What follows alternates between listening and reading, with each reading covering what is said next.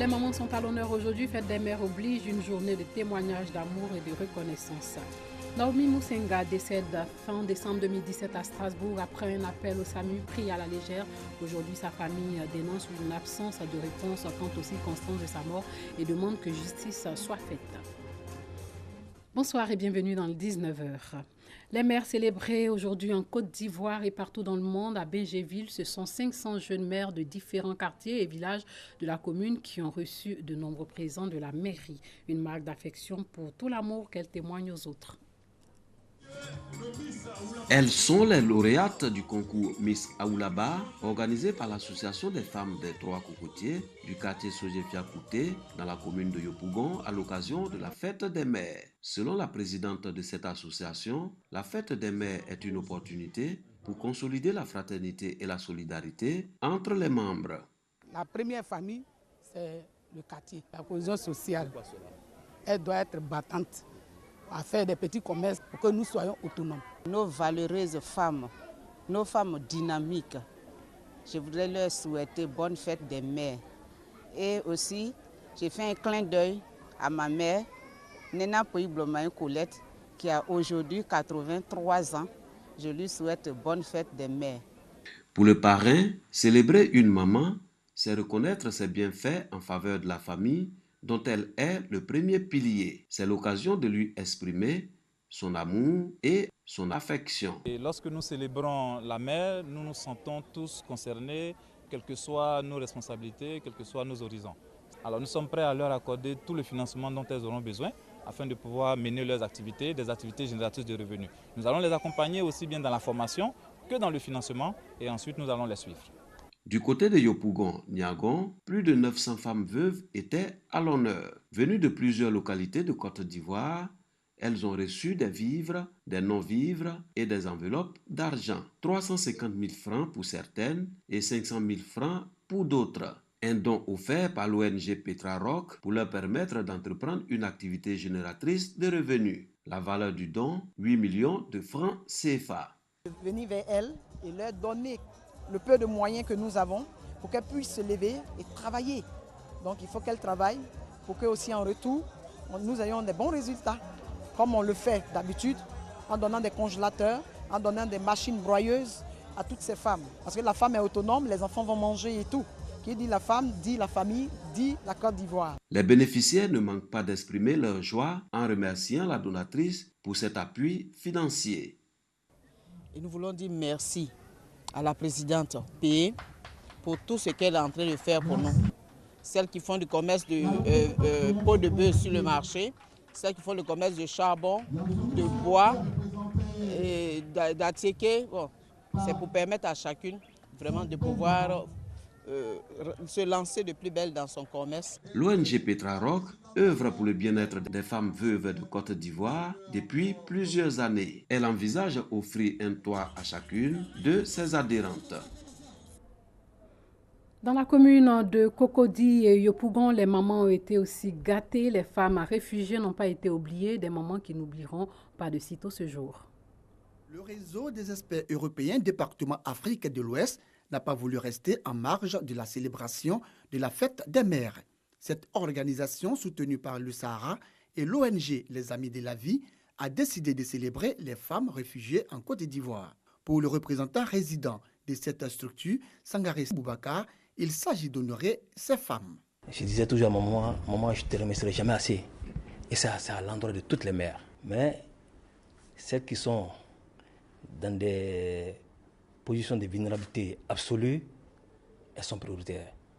Et c'est dans cette optique que nous nous sommes dit, ok, nous allons commencer avec les femmes réfugiées vivant en Côte d'Ivoire. Bonne fête à toutes les mamans de Côte d'Ivoire. On vous remercie, on dit merci à tous. Merci. Distribution de cadeaux, des vivres et non-vivres, dans une ambiance festive. Plus de 3000 pagnes offerts aux femmes de Yopougon Kouté à l'occasion de la fête des mères.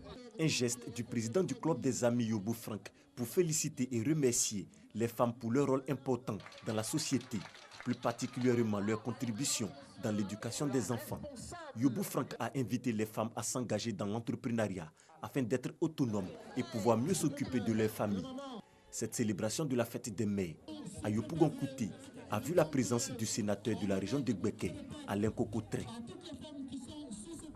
Un mot de sport à présent. Sachez que Marie-Josée Talou a remporté le 100 mètres en 10 secondes 88 à 3 centièmes de sa meilleure performance mondiale de l'année. À Eugène, c'est aux États-Unis. Talou a dévancé Muriel Ahoré 10,90 et Hélène Thompson, la Jamaïcaine, 10 secondes 98, la championne olympique en titre. Parlons religion. 25 ans de consécration à Dieu, d'évangélisation, d'action sociale, de don de soi. Tout simplement, la Fondation évangélique Victoire veut marquer ce quart de siècle d'une pierre blanche. L'événement sera marqué par des galas de bienfaisance et des actions sociales. 1993-2018. Cela fait 25 ans que la Fondation évangélique Victoire est au service des dieux.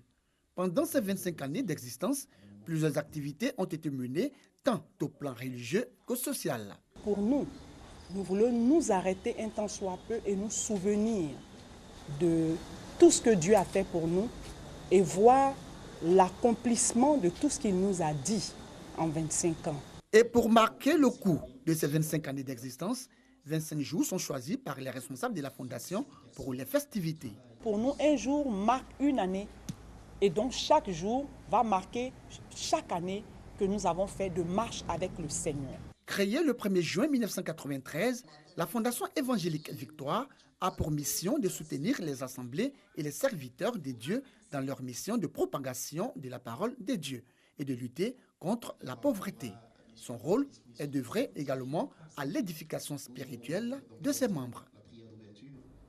La voix de Pierre Abelmar s'est tue hier. Monsieur Enquête Impossible est décédé dans un hôpital de la région parisienne où il avait été admis quelques jours plus tôt pour des examens selon sa famille. L'animateur et conteur de la radio et de la télévision française avait 88 ans. Ce pionnier de l'audiovisuel, père du téléachat, avait également importé en France l'usage du prompteur des États-Unis en 1957. Les musées occidentaux doivent-ils rendre à l'Afrique les objets culturels sortis du continent lors de pillages? Le débat agite la sphère culturelle et diplomatique depuis des décennies. En France, en tout cas, Emmanuel Macron souhaite que les musées français commencent à restituer ces pièces de collection d'ici 5 ans. Ailleurs, comme en Grande-Bretagne, les initiatives sont bien plus timides. Mi-homme, mi-animaux, ces totems comptent parmi les plus belles pièces du musée parisien du Quai Branly. Sur l'étiquette, il s'agit d'un don d'un général français, mais pour le Bénin, région d'où elles sont originaires, ces statues ont été pillées par la France à la fin du XIXe siècle lors de la conquête de cette ancienne colonie. Une situation symbole d'un vieux débat, les pays occidentaux doivent-ils rendre à l'Afrique ses œuvres d'art? Novembre 2017 à Ouagadougou, le président Macron met fin à un long tabou en évoquant un mécanisme de restitution de son patrimoine à l'Afrique d'ici 5 ans. Une annonce qui fait trembler les conservateurs européens, jusqu'à présent farouchement opposés à toute restitution. Le débat s'est tout de suite heurté à une difficulté d'ordre juridique, puisque ces pièces étaient rentrées de manière légale, vu le rapport de l'époque, dans nos collections publiques. Et vous savez qu'à partir du moment où des pièces sont rentrées d'une manière légale dans les collections publiques, elles sont inaliénables. Elles ne peuvent pas repartir à un soi-disant propriétaire qui, pour ces musées, n'existe pas, puisque ces États n'existaient pas à l'époque. Au musée des civilisations d'Abidjan, l'annonce du président français a été applaudie. Une opportunité sans précédent pour sa directrice, qui estime qu'une énorme partie des biens culturels ivoiriens se trouverait à l'étranger. Pour autant, ces retours doivent se faire par étapes. Il faut essayer de voir comment réunir toutes les conditions pour accueillir ces objets qui étaient dans un certain conditionnement et qui arrivent dans un autre espace. Alors, est-ce qu'il faut restituer les objets tout de suite et maintenant? Structure d'accueil, conservation, entretien. Pour des spécialistes, tous les pays africains ne sont pas pour l'instant prêts à accueillir leurs œuvres dans de bonnes conditions. Alors certains musées européens proposent des compromis, comme ici à Londres. Pour ce musée, pas question de rendre à l'Éthiopie ses trésors anciens. La galerie se contente tout juste d'envisager de les lui prêter de façon temporaire, tout en restant propriétaire. L'entrée de ces objets dans les collections du musée ainsi que leur statut juridique font l'objet de nombreuses difficultés. Et discuter d'un prêt est peut-être la façon la plus simple de garantir l'accès à ces collections. Une approche timide, à contre-courant des recommandations de l'UNESCO. Depuis 40 ans, l'organisation milite pour un retour en Afrique des biens culturels sortis du continent durant l'époque coloniale. Il est très difficile de donner un carton jaune à certains musées et pas à d'autres, mais de manière globale, tous les musées sont conscients que ce débat est une réalité et qu'il faut trouver des solutions. Des solutions qui en France pourraient se concrétiser en novembre, date à laquelle 2 experts nommés par Emmanuel Macron en début d'année devront rendre leurs conclusions. Place à la chronologie avec ce fait qui défraie la chronique, l'affaire Naomi Musenga. Les parents de Naomi Musenga, décédés fin décembre 2017 à Strasbourg après un appel au SAMU pris à la légère, dénoncent une absence de réponse quant aux circonstances de sa mort. L'impression de se faire balader ne fait que continuer à critiquer le père de la jeune fille. La famille demande que justice soit faite lors d'une conférence de presse le 10 mai dernier. Que s'est-il passé à Strasbourg en décembre 2017? 29 décembre 2017, Naomi Musenga, 22 ans, est prise de douleur et contacte le SAMU. Son appel au SAMU avait été pris à la légère par une opératrice. Elle parviendra finalement à se faire transporter par les secours à l'hôpital, où elle décédera quelques heures plus tard. Sa famille ne comprend pas ce qui vient de se passer, qu'alors, disent-elles, Naomi ne souffrait d'aucune pathologie connue. Courant février, la famille de Naomi a demandé le rapport d'autopsie ainsi que le rapport d'hospitalisation. Le 12 avril, elle reçoit par courrier le rapport d'hospitalisation et le rapport d'autopsie. Comment l'enregistrement de SAMU est parvenu aux mains des parents de Naomi? Conseillée par des amis, la famille de Naomi contacte le SAMU pour demander l'enregistrement. En avril 2018, les proches de Naomi reçoivent chez eux l'enregistrement de SAMU sur lequel figurent les dernières paroles de la jeune femme et sa prise en charge tant décriée par une assistante de régulation médicale. Cet enregistrement est accompagné d'une notice pour les prévenir que ce qu'ils s'apprêtent à écouter peut être choquant. Lors de l'écoute, la famille de Naomi est abasourdie. Elle décide de faire écouter ce document sonore à plusieurs amis qui, révoltés, leur conseillent de prendre contact avec la presse. Les amis de Naomi, constitués en collectif, entrent en contact avec un journal local qui publie le 27 avril dernier un article accompagné de cette bande sonore. Allô? Aidez-moi, madame. Oui, qu'est-ce qui se passe? Qu'est-ce qui se passe? Bon, si vous me dites pas ce qui se passe, je raccroche, hein? Madame, j'ai très mal. Oui, bah vous appelez un médecin, hein? D'accord. Voilà, vous appelez SOS médecin. Je peux pas.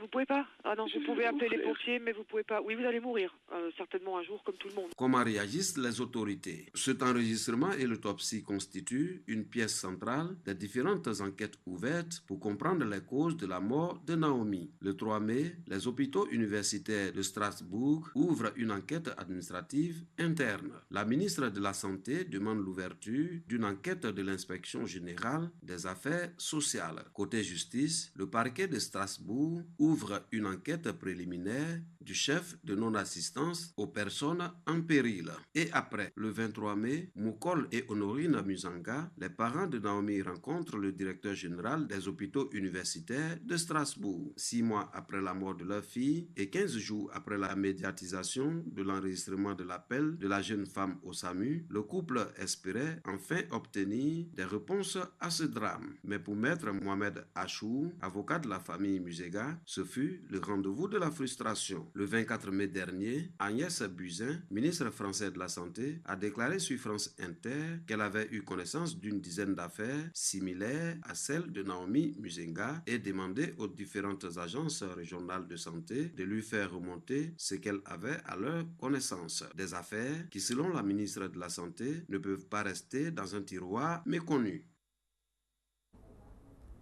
Et sachez que la ministre française de la Santé a pointé du doigt le manque de formation des opérateurs amenés à prendre les appels du SAMU. Agnès Buzyn a rappelé aujourd'hui même qu'une mission est en cours avec un audit sur l'affaire de Naomi Musenga. Voilà, c'est tout pour ce soir. Merci de nous avoir suivis et surtout, portez-vous bien.